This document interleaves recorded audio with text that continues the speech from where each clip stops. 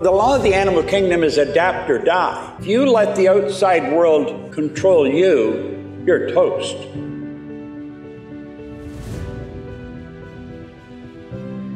See, we're all programmed to live through our senses. We go by what we see, hear, smell, taste, touch.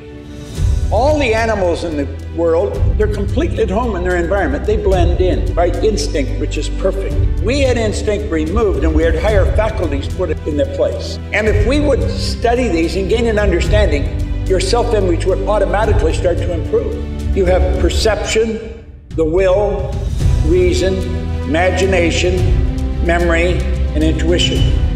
Those 6 faculties will give you the ability to create your own environment. See, we're totally disoriented in our environment, where all the other little creatures are completely at home in theirs. And we're disoriented in ours because we can create our own, but we don't know that. School doesn't teach us that. School is more interested in development of your intellect than in the development of awareness. A person doesn't earn $100,000 a year because they want 100 a year. They earn 100 a year because they're not aware of how to earn 100 a month. Awareness is really the key. And when we become aware of who we are and what we've got working for us, marvelous things start to happen to us.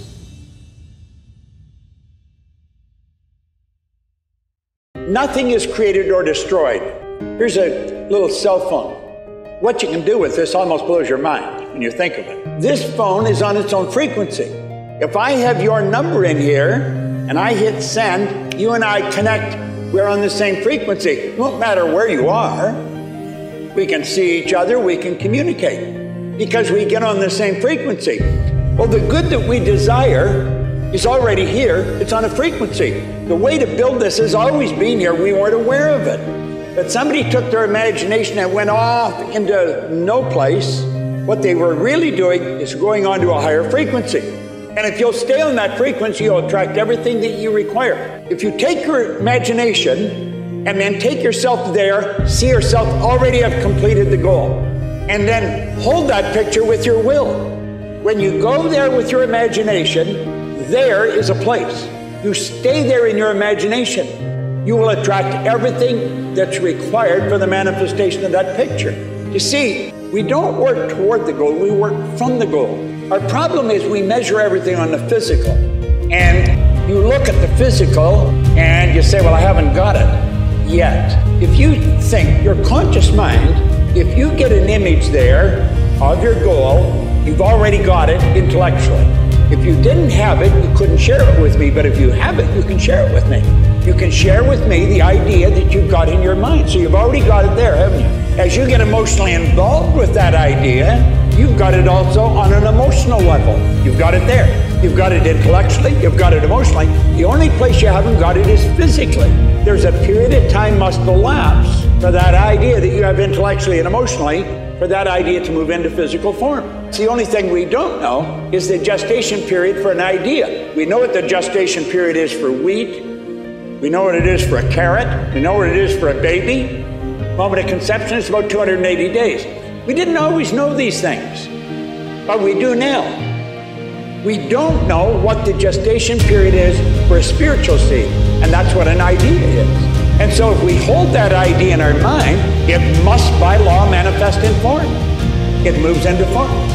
Now that is called the perpetual transmutation of energy. It's one of the laws of the universe. Anybody can become a billionaire if that's what you want to do. You say, well, wouldn't everybody? No, everybody wouldn't. I wouldn't want to put all my energy into that. Now, does that mean I don't want money? No, hell, I earn all kinds of money. And I probably want to earn more. But that's not my focus.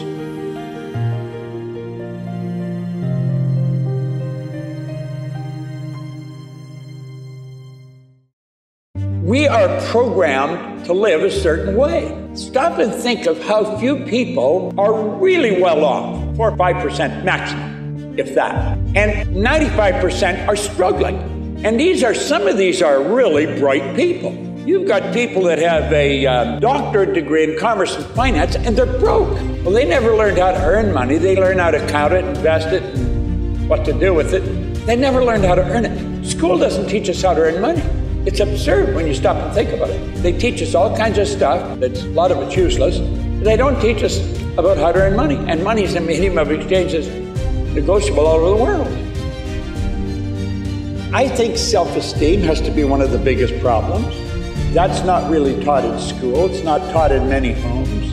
Get into sports leagues, they don't teach much about the subconscious mind. The subconscious mind's controlling how well you play the game. In The Science of Getting Rich, in Chapter 7, Wallace D. Wattles wrote, the entire process of mental adjustment and atonement can be summed up in one word: gratitude. If you're troubled, you've got a big problem, you're just not quite sure how to solve it, it's bothering you.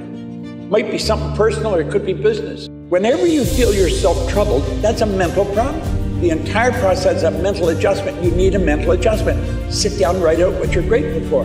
You'd be amazed what it does to you. Gratitude hooks you up to your source of supply. It opens a channel for good to come into your life. You cannot feel bad when you're thinking of what you're grateful for. Your mind and body is in a vibration, and that's controlled by your thoughts. You activate cells in your brain, your mind activates cells, that sets up a vibration in the mind and body, and the vibration you set up is going to dictate what you attract. If you're troubled and you're in a bad mood, you're going to attract bad stuff to you. You're on a negative frequency. So as long as you stay in that bad vibration, you're going to attract some more bad stuff. It's just going to keep coming. And you see it happening all the time to people. The trick is really to keep yourself feeling good. Feeling is conscious awareness of vibration. The vibration is the basic law. And if you stay feeling good, in a good vibration, you're going to attract good stuff. You just magnetize yourself to stuff that's good. Very few people really understand the law of vibration. You are attracting what you're in harmony with. There's a law called polarity. The law of polarity decrees everything as an opposite. You couldn't have an up without a down, a hot without a cold. You can't have a bad without a good. If you're looking at bad, that tells you there's got to be good. You cannot have bad without good. And if you want to feel good, start looking for what's good. And if you start looking for what's good, you're going to find it.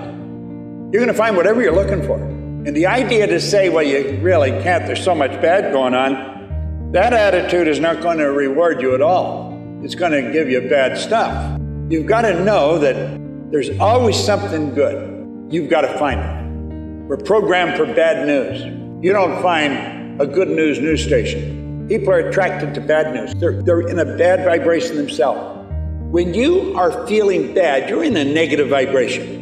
When you're feeling good, you're in a positive vibration. That's just a basic thing that we could go by. When you're feeling good, you're in a good vibration, you're going to attract good stuff to you. Most people don't understand that feeling is conscious awareness of vibration, and the vibration you're in is dictating what you're going to attract. And when they start to understand that and then realize they can control it and change it, that's when they'll start winning. U.S. Anderson said, thought is the preamble to everything. So when we fully realize that thought causes all, we'll know there's never any limits that we ourselves don't impose. Everything starts in thought. So if you want order with money, it starts here. Relationship starts here. And your business starts here. It all starts in your mind. And you learn how magic works, it's not magic anymore. When you learn how your mind works, it's real magic.